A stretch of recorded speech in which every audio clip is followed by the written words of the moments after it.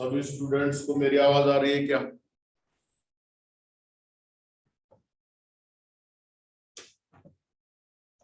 This is my last lecture of bio today.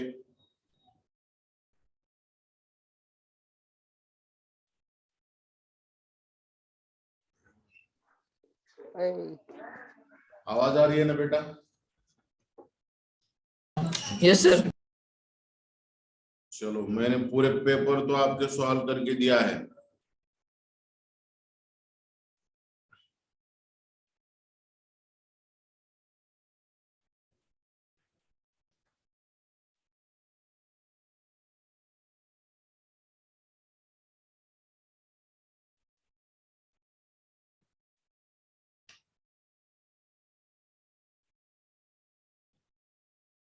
कौन से article पे डिस्कस करना है क्या, बोलो बेटा?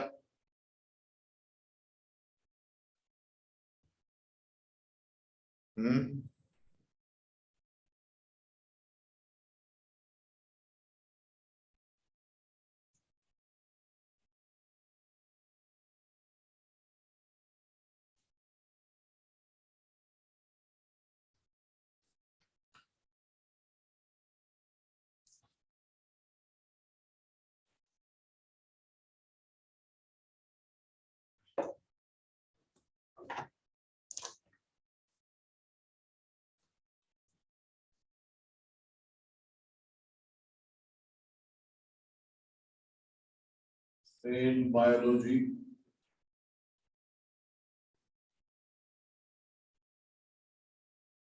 एंड बायोटेक्नोलॉजी, इसके ऊपर आज हम ब्रीफ आउटलाइन देखेंगे।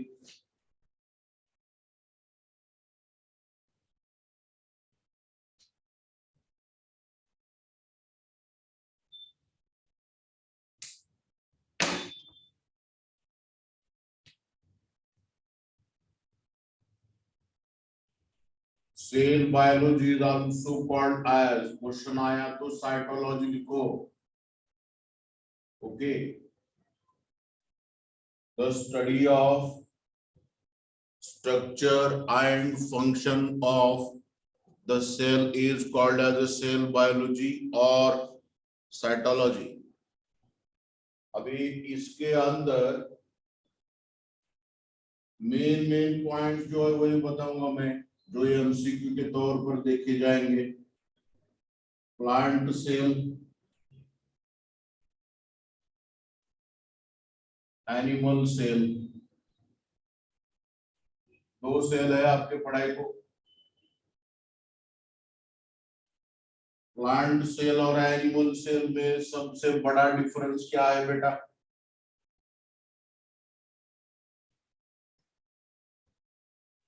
ध्यान दे दो आप। प्लांट सेल में सेल वॉल प्रेजेंट रहती है, एनिमल सेल में सेल वॉल एब्सेंट रहती है। प्लांट के सेल वॉल, प्लांट के सेल की साइज बड़ी रहती है, ये सेल लार्ज है, ये सेल स्मॉल है। स्ट्रक्चरली अगर देखा जाए तो सेल के अंदर सेंट्रीओल्स जो रहते हैं वो एब्सेंट रहते हैं प्लांट सेल में, इधर प्रेजेंट रहते हैं।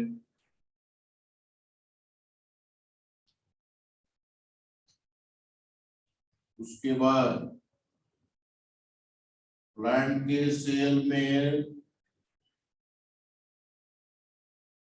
न्यूक्लियस जो रहता है, न्यूक्लियस ये आउटर साइड को रहता है या पेरीफेरी को रहता है, और एनिमल सेल में न्यूक्लियस सेंटर में रहता है। वैक्यूल जो है इसके अंदर, वैक्यूल लार्ज रहता है और सेंटर में रहता है, और एक ही रहता है इसमें। वैक्यूल वन और मोर, एक या दो भी रह सकते हैं इसमें। वैक्यूल जो है स्मॉल रहता है और वैक्यूल इसका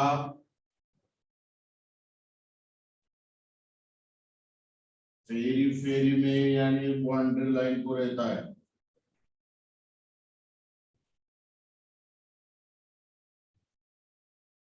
ये मेजर डिफरेंसेस प्लांट और सेल के अंदर आपको अंडरस्टैंड करके लेना है। These are the major differences in plant cell and animal cell। और इसके अंदर क्लोरोप्लास्ट जो रहता है, क्लोरोप्लास्ट वेल डेवलप्ड यानी प्रेजेंट रहता है, इसमें क्लोरोप्लास्ट अब्सेंट रहता है।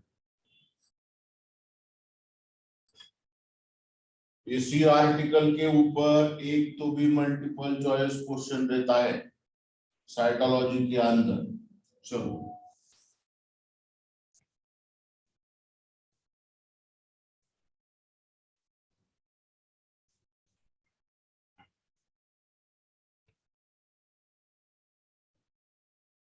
अभी सेल ऑर्गेनेल्स देखेंगे।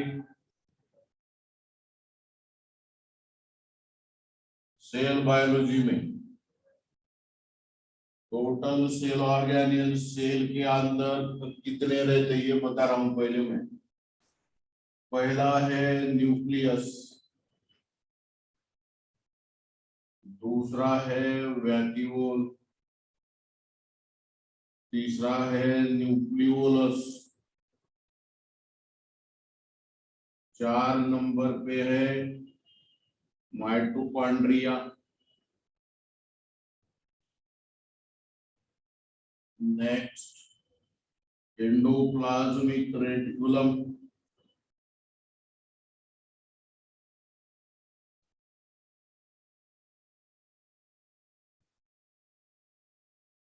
Next Golgi complex,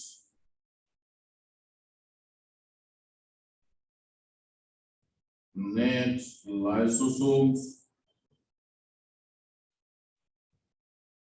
next ribosomes. इतने सेल ऑर्गेनेल्स मेजर है। कुछ सेल ऑर्गेनेल्स और भी लिखता हूं, सेंट्रिओल्स। दोनों के कंबाइंस में सेल ऑर्गेनेल मैंने लिखा है, इसलिए ब्रैकेट में लिख रहा हूं plant cell and animal cell, दोनों के भी अंदर के सेल ऑर्गेनेल्स मैंने लिखा है।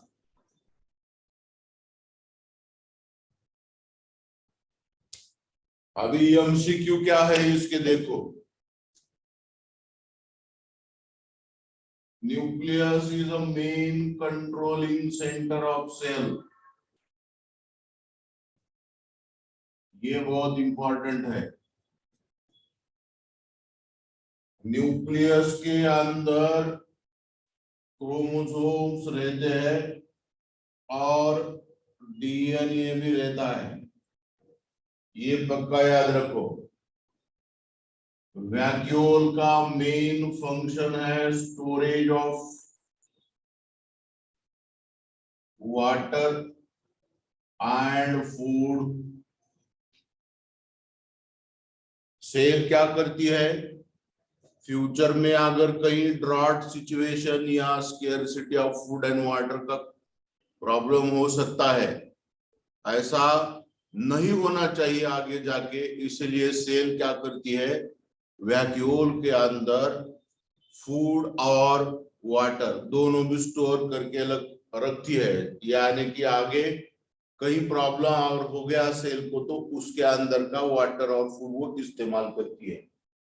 Nucleolus is related with, question आया तो आरएनए सिंथेसिस लिखो, ये सब एमसीक्यूज है। देखो mitochondria is the main center of respiration and it is called as powerhouse of cell, powerhouse of cell, क्योंकि इसके अंदर एटीपी एनर्जी तैयार होती है, एडिनोसिन ट्राइफॉस्फेट यानी एटीपी एनर्जी। एटीपी एनर्जी के बहुत सारे नाम हैं। It is a energy coil, it is a energy pocket, it is a energy currency of cell, it is a biologically usable form of energy। कितने अलग अलग नाम है एटीपी के। एंडोप्लाज्मिक रेटिकुलम का मेन फंक्शन है transportation of material, transportation of material in the cell. Golgi complex का main function है synthesis of enzymes. Endoplasmic reticulum के अंदर दो एंडोप्लाज्मिक रेटिकुलम रहते हैं, एक smooth endoplasmic reticulum, rough endoplasmic reticulum. Rough endoplasmic reticulum is related with synthesis of proteins. Smooth endoplasmic reticulum is related with detoxification. Detoxification. What is a detoxification? Conversion of toxic substances into non-toxic substances means detoxification। ये smooth endoplasmic reticulum का function है, ये rough endoplasmic reticulum का function है। Lysosomes are the digestive bags of cells। इनको digestive bags कहा जाता है, इनको सुसाइड बैग भी कहा जाता है सेल के अंदर। और मेन फंक्शन है इसका digestion of unwanted substances, digestion of unwanted substances. Ribosome का मेन फंक्शन है प्रोटीन सिंथेसिस।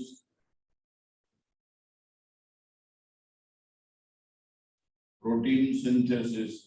सेंट्रियोल का मेन फंक्शन है स्पिंडल फॉर्मेशन।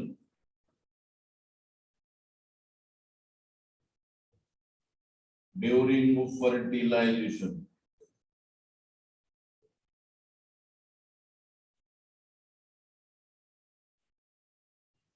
ये इतने मेजर पॉइंट्स अगर आपको याद रहते तो इसके भी ऊपर एक 100% क्वेश्चन रहेगा। ये बहुत ही कॉमन इंफॉर्मेशन दिया है मैंने और बहुत ही इम्पोर्टेंट है। बहुत बार इसी आर्टिकल के ऊपर ऐसे क्वेश्चन सेल बायोलॉजी में आ जाते हैं।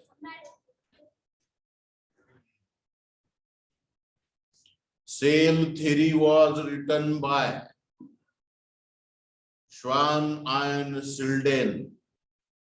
वो क्या बोलता है सेल थ्योरी में, कौन सी भी सेल पहले वाली सेल से तैयार होती है, the new cells are developed from pre-existing cell।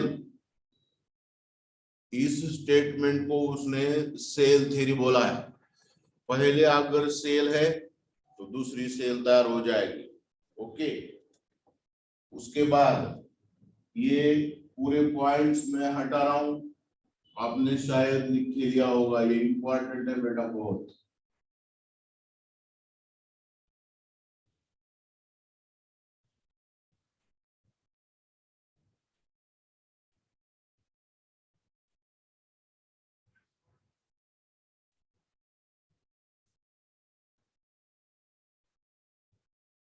अभी स्टेम सेल क्या है मैं बोलता हूं। स्टेम सेल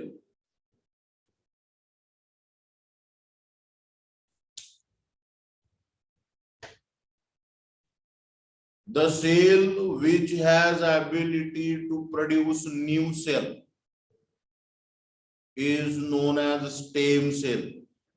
जो सेल नई सेल तैयार कर सकती है उसको स्टेम सेल कहा जाता है। देखिए अभी cell of zygote, cell of embryo, cell of bone marrow,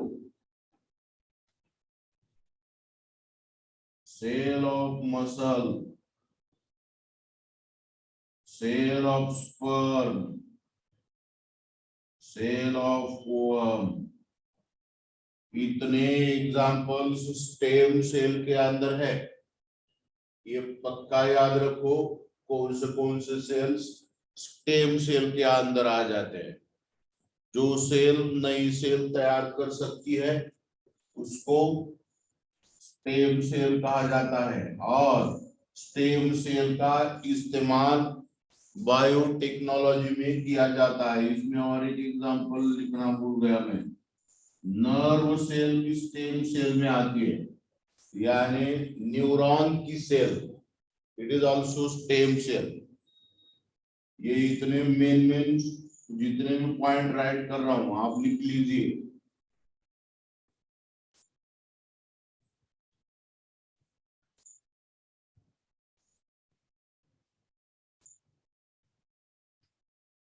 उसके बाद एप्लीकेशंस ऑफ बायोटेक्नोलॉजी।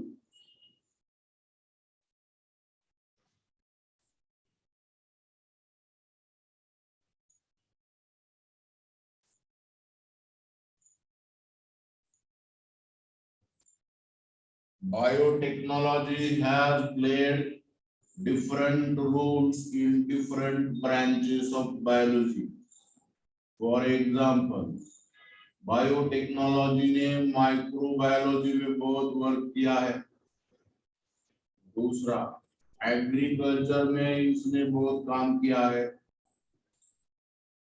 तीसरा, टिश्यू कल्चर में इन्होंने बहुत वर्क किया है। Tissue culture. उसके बाद डेयरी में इनका वर्क है। इंडस्ट्रियल माइक्रोबायोलॉजी में इन्होंने बहुत सारा वर्क किया है। Industrial microbiology. उसके बाद इम्यूनोलॉजी में इन्होंने बहुत वर्क किया है। इम्यूनोलॉजी में अलग अलग वैक्सीन तैयार किए जाते हैं। बायोटेक वैक्सीन प्रोड्यूस करता है। अभी जो भी कोविड-19 की वैक्सीन निकली है वो भी बायोटेक्नोलॉजी ने ही तैयार किया है। ओके। उसके बाद जेनेटिक्स में इनका बहुत काम है। जेनेटिक्स में इन्होंने अभी फिलहाल जीन ट्रांसप्लांटेशन, ये थेरेपी डेवलप किया है, जीन ट्रांसप्लांटेशन।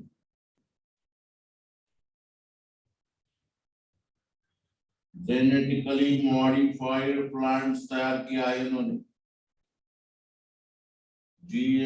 जीएमओ बोलते हैं इसको, जेनेटिकली मॉडिफाइड ऑर्गेनिज्म, जीएमओ। उसमें दोनों भी आते हैं, प्लांट भी आते हैं और एनिमल्स भी आते हैं। ये मेजर फील्ड है जिस फील्ड में बायोटेक्नोलॉजी ने बहुत बढ़िया काम किया है। These are the different applications of biotechnology in different fields of biology. Okay.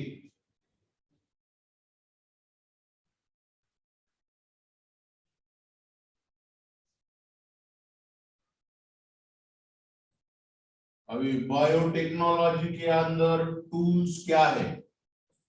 Tool यानी साहित्य, टूल्स ऑफ बायोटेक।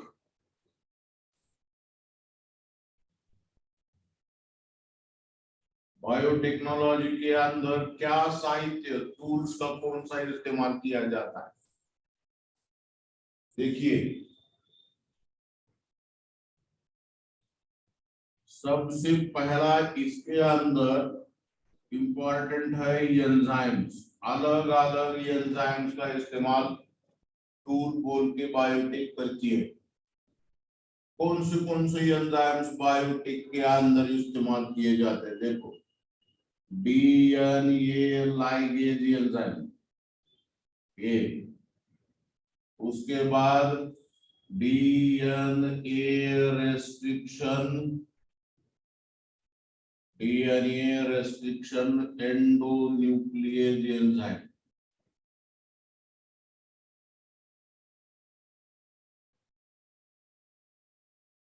ओके, उसके बाद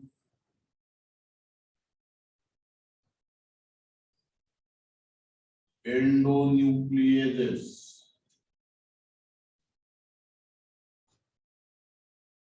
and topoisomerases। इतने एंजाइम बायोटेक अलग अलग प्रिपरेशन टेक्निक के लिए इस्तेमाल करती है।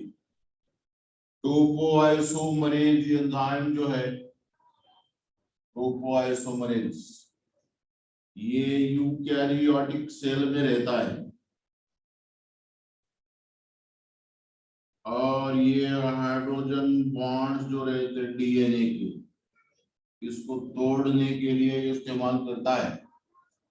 डीएनए लाइगेज जो है, डीएनए के टुकड़े जोड़ने के लिए इसका इस्तेमाल किया जाता है। Joining the pieces of DNA.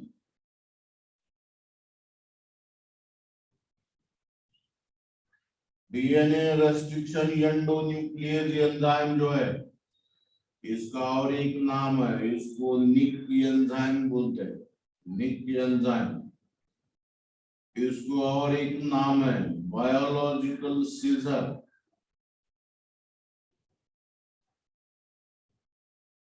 इसका और एक नाम है मॉलिक्यूलर सीजर। कितने नाम है इसके देखिए, मॉलिक्यूलर सीजर, सीजर यानी कैंची।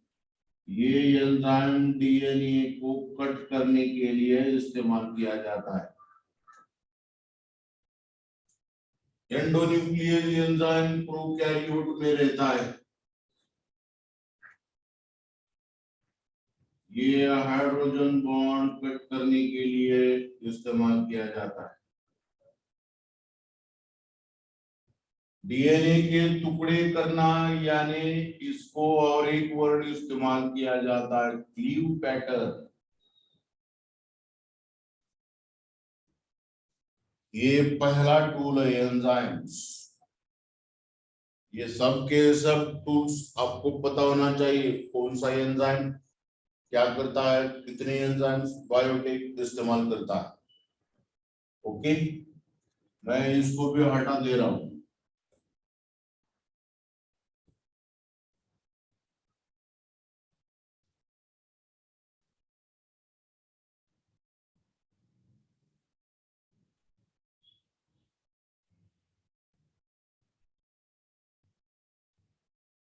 बायोटेक्नोलॉजी का सेकंड नंबर का टूल है, टूल यानी साहित्य, वो है माइक्रो ऑर्गेनिज्म। बहुत सारे माइक्रो ऑर्गेनिज्म का इस्तेमाल बायोटेक टूल बोल के करता है। For example E coli bacteria, E coli bacteria, इसका लॉन्ग फॉर्म होता है इस्चेरसिया कोलाई। ये इकोलाई बैक्टीरिया जो है, इसका इस्तेमाल बायोटेक्नोलॉजी वेक्टर बोल के करता है। ई कोलाई के अंदर कौन से टाइप का डीएनए रहता है, क्वेश्चन पूछा तो उसके अंदर ऐसा सर्कुलर डीएनए रहता है, और ई कोलाई बैक्टीरिया में और एक सर्कुलर डीएनए के जैसा सेम स्ट्रक्चर रहता है। ये मेन है सर्कुलर डीएनए, और दूसरा है जो एडिशनल, ये देखो ई कोलाई बैक्टीरिया ऐसे दिखते हैं, जैसे ई कोलाई बैक्टीरियम, और ये जो अंदर एक्स्ट्रा दिख रहा है डीएनए के जैसा, सर्कुलर डीएनए के जैसा, इसको प्लास्मिड बोलते हैं बेटा, plasmid. What is plasmid? The extra chromosomal autonomously replicating material present in bacterial cell is known as plasmid. देखिए अभी ये जो प्लास्मिड है,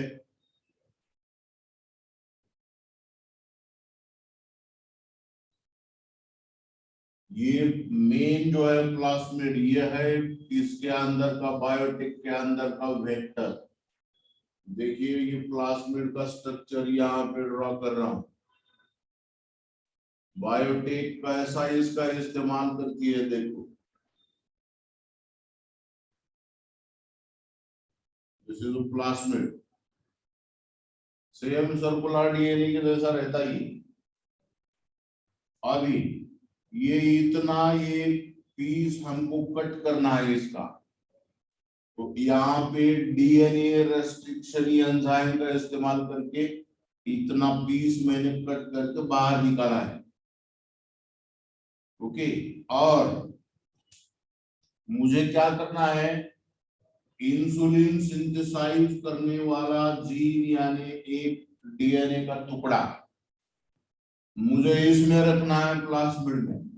तो मैं यहाँ पे लेकर आऊंगा उस टुकड़े को जो उस इंसुलिन तैयार करता है। वो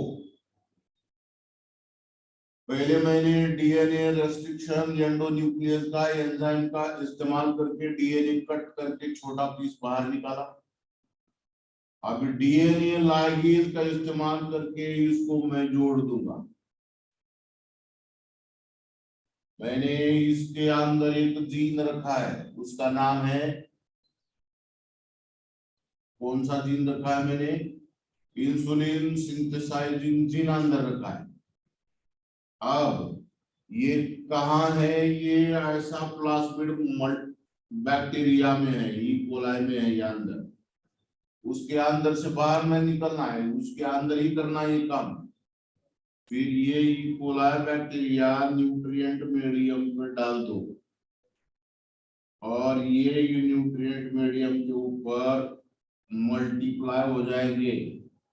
मल्टीप्लिकेशन के साथ ऐसे बहुत सारे प्लास्मिड में तैयार हो जाएंगे, और ऐसे ये इंसुलिन सिंथेसाइजिंग जीन भी मल्टीप्लाई हो जाएंगे। एक इंसुलिन सिंथेसाइजिंग जीन के मैं थाउजेंड्स ऑफ जीन्स तैयार कर सकता हूं लेबोरेटरी में, और ये insulin synthesising gene diabetic patient के लिए इस्तेमाल कर सकता हूं। Insulin controls the sugar in the body in diabetic patient, ये ऐसे इस्तेमाल करता है वेक्टर बोल के प्लास्मिड का biotechnology.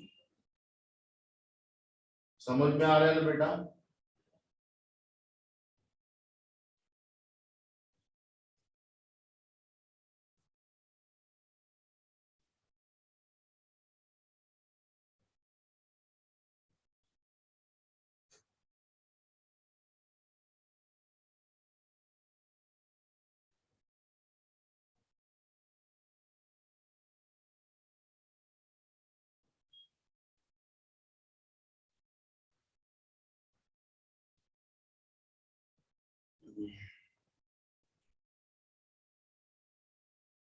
What is the role of biotechnology in the field of agriculture? Agriculture में क्या काम किया है इसने? देखिए पहला रूल है इनका, जेनेटिकली मॉडिफाइड प्लांट्स तैयार किया है, और जेनेटिकली मॉडिफाइड प्लांट्स के कुछ एग्जांपल्स आप इसमें याद रखो। पहला है बीटी कॉटन,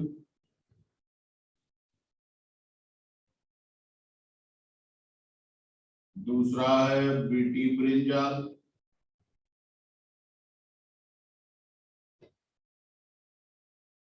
तीसरा है गोल्डन राइस,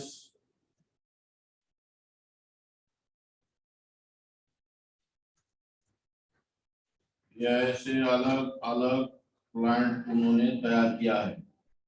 उसमें सोयाबीन की भी वैरायटीज तैयार किया है, उसके अंदर शुगर केन के भी कुछ वैरायटीज तैयार किया है इन्होंने। ये सब जेनेटिकली मॉडिफाइड प्लांट्स है। और बीटी कॉटन जो है या बीटी ब्रिंजाल जो है, ये प्लांट्स कैसे तैयार किए हैं, और कुछ मैं यहाँ पे प्लांट्स के नाम लिखता हूँ, बाद में इसके पॉइंट बोलता हूँ। और ये इसमें फ्लावर सावर टोमेटो, ये भी तैयार किया है इन्होंने। वैशाली नाम का एक टोमेटो मार्केट में आया हुआ है, ये भी तैयार किया है इन्होंने, Vaishali tomato.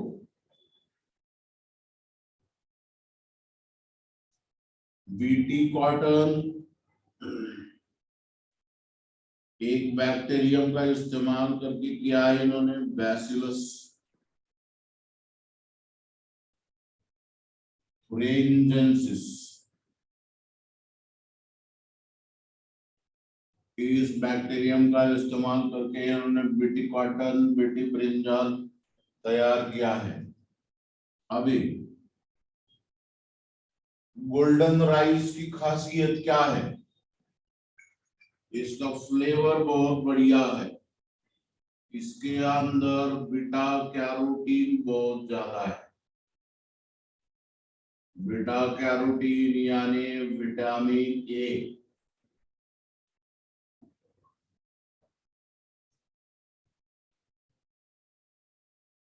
BT brinjal, BT cotton, ये जो प्लांट्स है, ये प्लांट जो है अभी बहुत डिसीज रेजिस्टेंट है। इनको कुछ भी डिसीज नहीं होता फिलहाल के डेट में।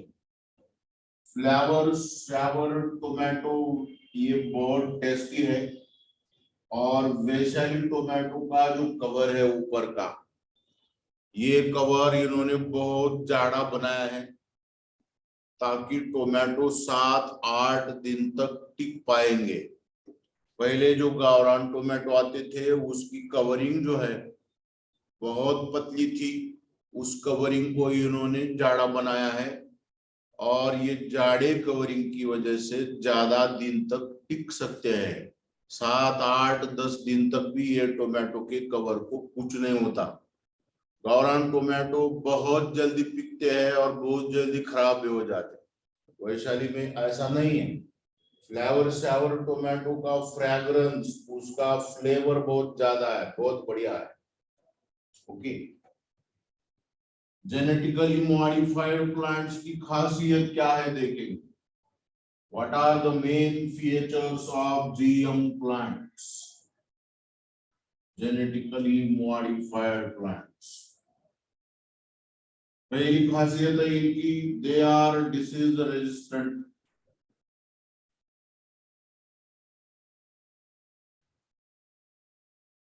ये कौन से भी बीमारी के साथ लड़ सकते हैं। एक, दे आर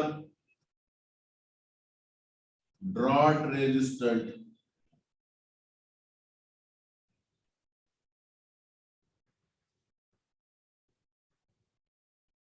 दुष्काळात सुद्धा हे जीवन जगू शकतात, ड्रॉट रेजिस्टेंट। नेक्स्ट, कौन से भी क्लाइमेटिक कंडीशन में ये एडजस्ट होते हैं।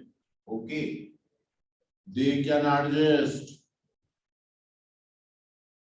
with any climatic condition, any climatic condition।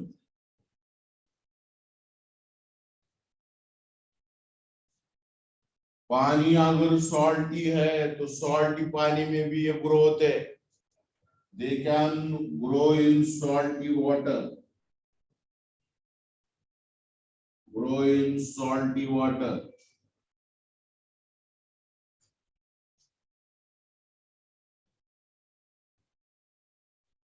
Okay, ये मेन फीचर्स है इसके।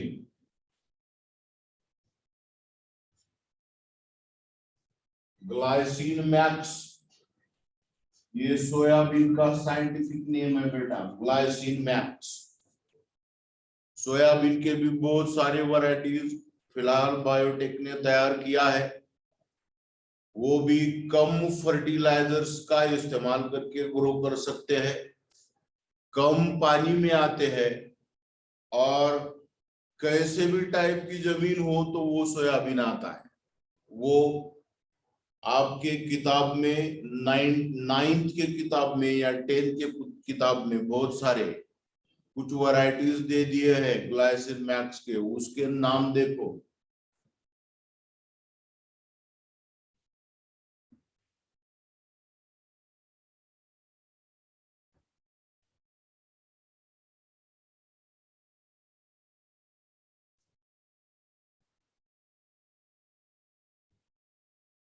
अभी बायोटेक्नोलॉजी के अंदर आपको ये भी है revolutions.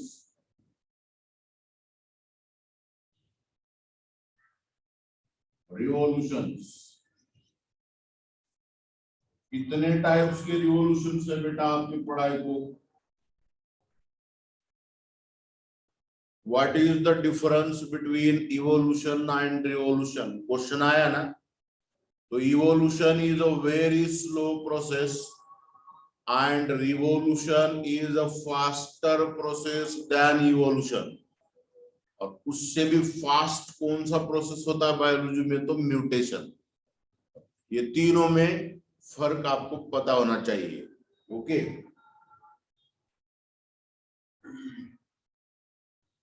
the fast changes in the body of living organisms is called as a revolution। Green revolution, उसके अंदर रिवॉल्यूशन को मराठी में क्रांति घडवणे बोलते हैं। क्रांति, कितने रिवॉल्यूशन है देखो। पहला है ग्रीन रिवॉल्यूशन, दूसरा है ब्लू रिवॉल्यूशन,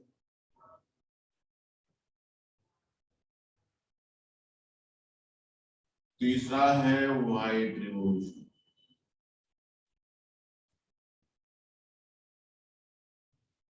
ये 3 टाइप के रिवॉल्यूशन आपको पक्का याद रखना है। ओके, ग्रीन रिवॉल्यूशन से एक नाम जुड़ा हुआ है, कोई बोलेगा? हरित क्रांति,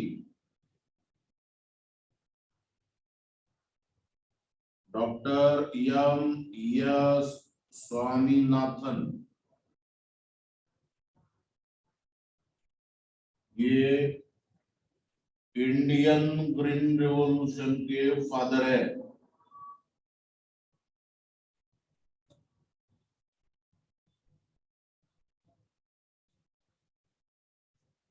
और इसी ग्रीन रिवॉल्यूशन पे और एक नाम जुड़ा हुआ है, डॉक्टर नॉर्मन बोरलॉग। हाँ, BORLAUG, नॉर्मन बोरलॉग। ये फादर है इंटरनेशनल ग्रीन रिवॉल्यूशन के।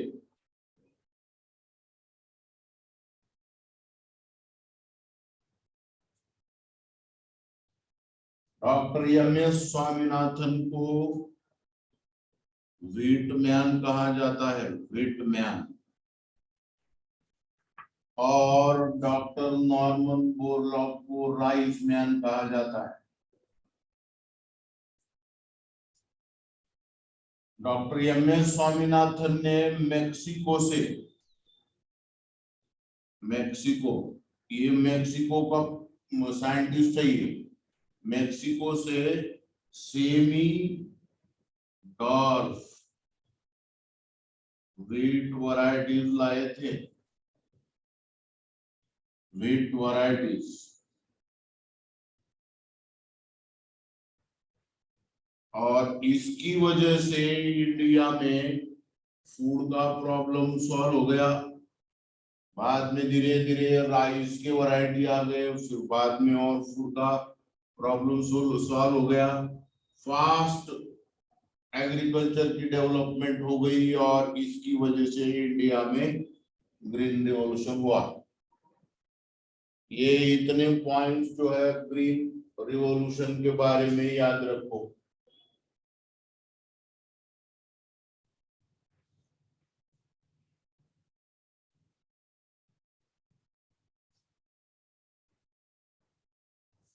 अभी जाएंगे हम ब्लू रिवॉल्यूशन की तरफ। ब्लू रिवॉल्यूशन ओशन में, सी में, रिवर्स में, पॉन्ड्स में किया गया हुआ है। पानी का कलर ब्लू रहता है और इसके अंदर जो भी पानी है इसमें रिवॉल्यूशन कर दिया है। अभी इसके अंदर ब्लू रिवॉल्यूशन में इन्होंने क्या किया है देखो, फिशरी डेवलपमेंट किया है। फिशरी फिशरी के अंदर अलग अलग टाइप्स के पॉन्ड्स सिस्टम तैयार किया है इन्होंने, जैसे कि rearing pond, nursery pond, hatching pond, stocking pond, इतने टाइप के पॉन्ड्स रहते हैं।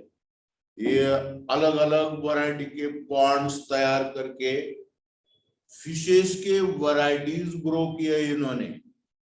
और फिशेस ही नहीं, फिशरी के अंदर इन्होंने क्रेब्स के वैरायटीज तैयार किया है, लोबस्टर के वैरायटीज तैयार किए हैं, उसके बाद प्रॉन्स के वैरायटीज तैयार किया है, फिश के वैरायटीज तैयार किया है।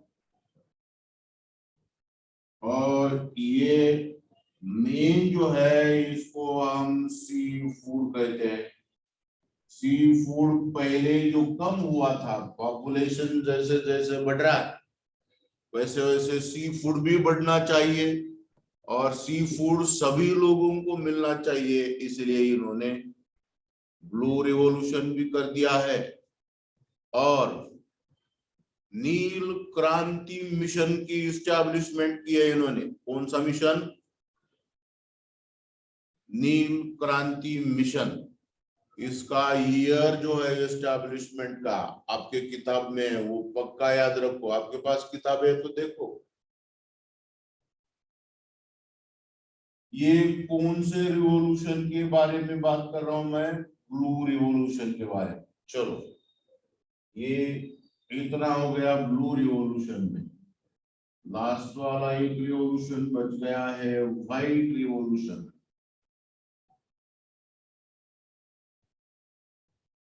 मैं यहाँ का हटा के इधर लिख रहा हूँ, व्हाइट रिवॉल्यूशन।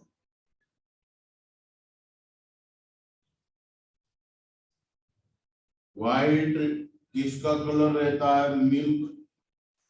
और मिल्क के प्रोडक्ट जो है इनके कलर व्हाइट रहते हैं, इसलिए इनके भी अंदर बदलाव करके इनका भी परसेंटेज, इनका भी नंबर बढ़ा दिया है। Increase in milk and the milk products very suddenly or within a short time period is known as white revolution. White revolution के रिलेशन में साइंटिस्ट कौन से जुड़े हुए हैं? सोहम? डॉक्टर वर्गीस कुरियन। हाँ, doctor Varghese Kurien is related with white revolution। ये पक्का याद रखो। अभी व्हाइट रिवॉल्यूशन में बायोटेक ने क्या किया है देखो बेटा, अलग अलग काउस के वैरायटीज तैयार किया है इन्होंने, अलग अलग बफेलोज के वैरायटीज तैयार किया है इन्होंने, राइट। और काउस में आपको कम से कम 4 या 5 वैरायटी के काउस के नाम याद रखना चाहिए। बफेलोज के कुछ वैरायटी के नाम याद रखो। उसके अंदर 2 टाइप्स के ब्रीड रहते, काउस और बफेलोज के, इसमें 2 टाइप्स के ब्रीड्स रहते बेटा। एक है एशियाटिक ब्रीड। एशियाटिक ब्रीड यानी एशियन कंट्रीज के काउज एंड बफेलोज, और जो बाहर से लाया हुआ है हमने उसको एक्सोटिक ब्रीड बोलते हैं। ऐसे दो ब्रीड रहते हैं इसमें। काउज के एक दो चार वैरायटी के नाम बोलो बेटा।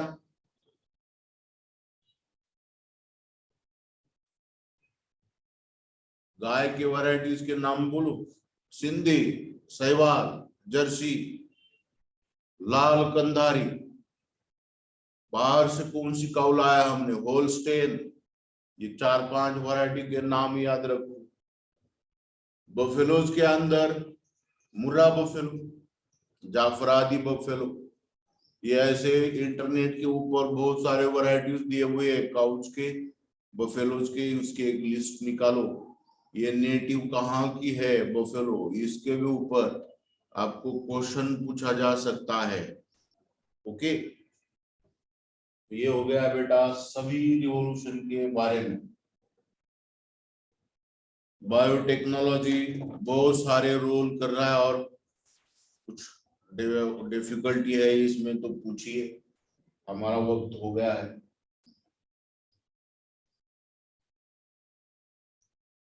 चलिए बेटा मिलते हैं। Bye, wish you all the best, good luck for your examination.